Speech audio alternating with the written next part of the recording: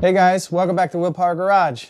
Today we're working on a 2014 Jeep Patriot, and I'm going to show you how to replace the front lower bowl joints. Stay tuned.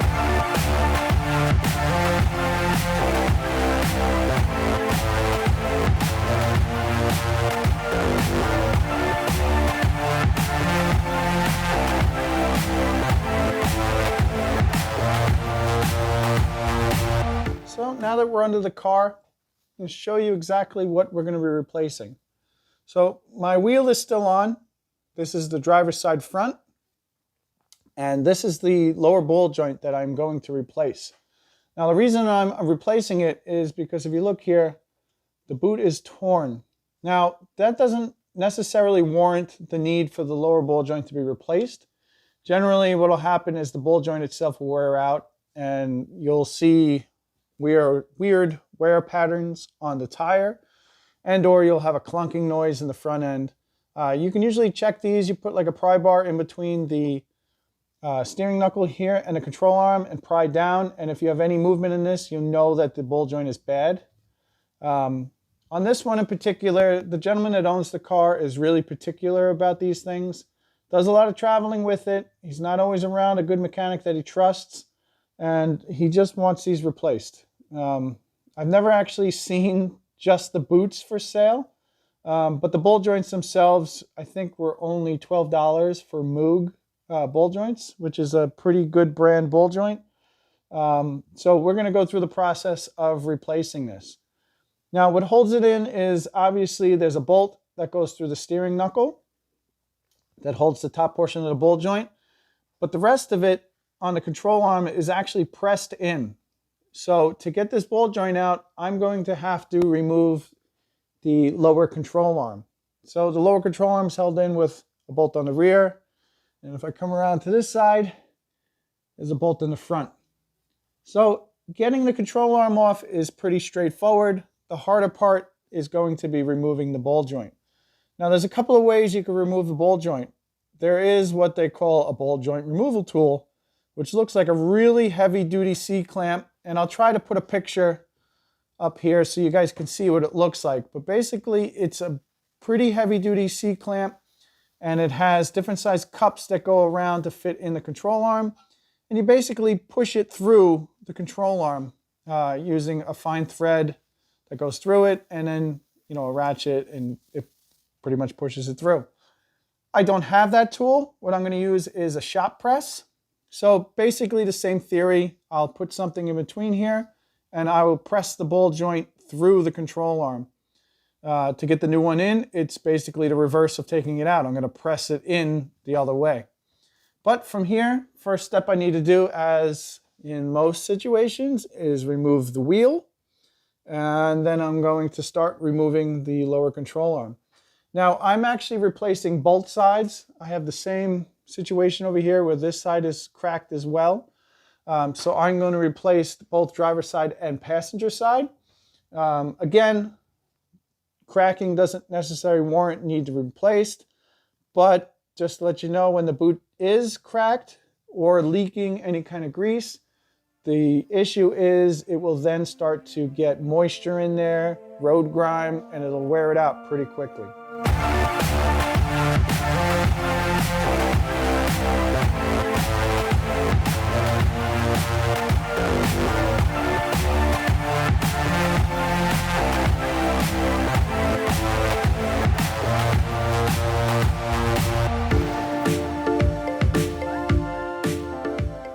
So as you saw in the time lapse, I've got all the bolts that hold the control arm out. Last I need to do is try to separate the steering knuckle from the bowl joint. This one's nice because it does have the split in it. So a lot of times you can use a chisel like this to basically put in here to spread apart the two, and you can get this to drop down nice without having to whack on this with a hammer or anything to get it to fall out. So I'm gonna put this in, get this to separate so I can get the bowl joint down, and I should be able to get the control arm out. I'm gonna do this to both sides, and then once I have these on the bench, I'll show you guys how I'm gonna go about pressing them out.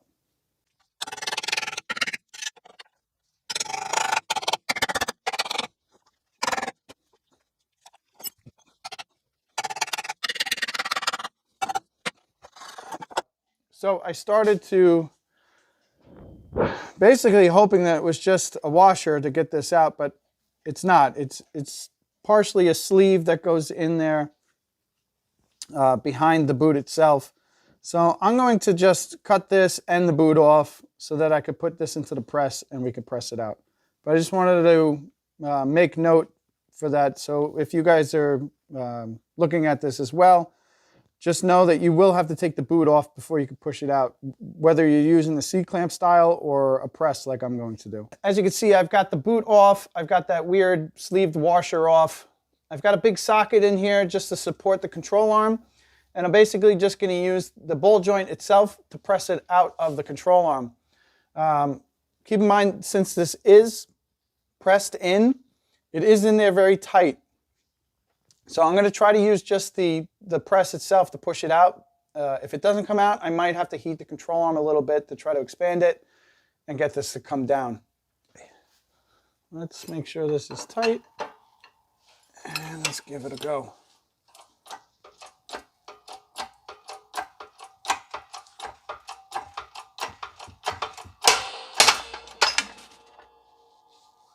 And just like that, the ball joint is out.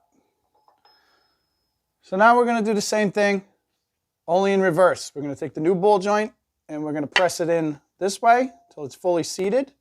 And I believe the new one utilizes a snap ring or a retaining ring to hold it in place.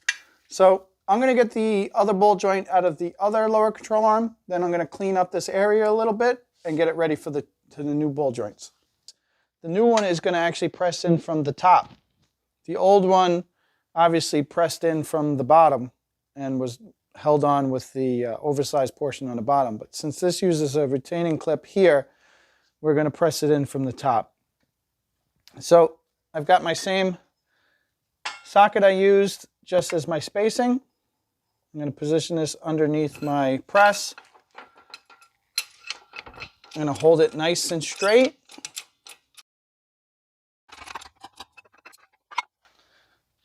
Now it's sitting in there. I don't know if you guys can see with the light or the focus, but my groove in my new ball joint is below the ridge of the control arm. So I know I'll be able to get my retaining ring on. So I'm going to install my retaining ring, and then we'll use that tool to hammer down the boot. All right, guys, so now that I have this back on the bench, I'm going to install my retaining ring, a pair of snap ring pliers. Hopefully I can get them open enough. It is a big size. Just make sure this is installed and seated all the way in the groove, all the way around. Once that's in, I could flip this back around. This is the new boot that came with it. I'm going to slip this over. And with the tool it comes with, basically just put that over.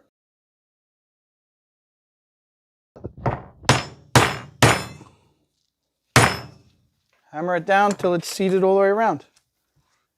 All right, guys, I hope you liked today's video. As you can see, it's pretty easy to replace the lower ball joints on this 2014 Jeep Patriot. There's not much to it, especially, just getting control arm off to get to it. Super simple on this. A couple of basic hand tools and you can get it off. Keep in mind that trick, like I used a chisel because of its wedge shape. Hammer that in. And then you can usually get the ball joint to fall out of the steering knuckle. Keep in mind though, at some point you will hit the ball joint and that will hold it. So make sure the wedge is spreading it apart enough but not hitting the ball joint itself. But that will help facilitate getting it out of the knuckle. The other thing was, obviously the boot, it's a little difficult to get the factory boot off because of that sleeve that goes on the top. And you need to get that off to be able to press the ball joint through to get it out of the control arm. I mentioned earlier in the video about that C-clamp. It's a heavy-duty C-clamp, mind you, with a threaded rod that goes through it to push the ball joints out if you don't have access to a shop press.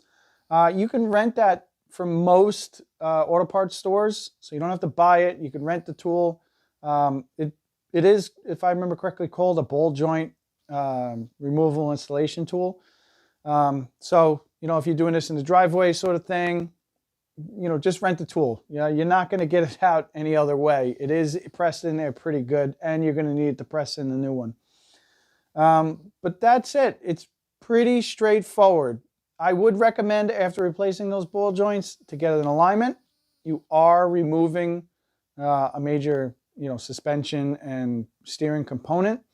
The other thing I probably should have mentioned in the video is when you go to tighten the bushings for the lower control arm back up, it should be tightened at ride height. And the reason for that is, on this at least, the forward bushing is a radial style, meaning it's twisting with the control arm. So if you tighten it in a down position, you're preloading that bushing in that down position. So when you go to bring it up, it's going to put stress on that bushing in this direction. So if you tighten it at ride height, it guarantees that you have flex both up and down without damaging that bushing. So keep that in mind when you go to tighten the control arm. Aside from that, there's not much else that you need to worry about. As you saw from the video, it's pretty straightforward. But that's it for today, guys. So as always, thanks for watching. Please subscribe if you haven't already. Give me a big thumbs up. They help out my videos. And share the videos if you think somebody else might find my videos helpful, to save them some time and money too. But that's it, guys. See you next time.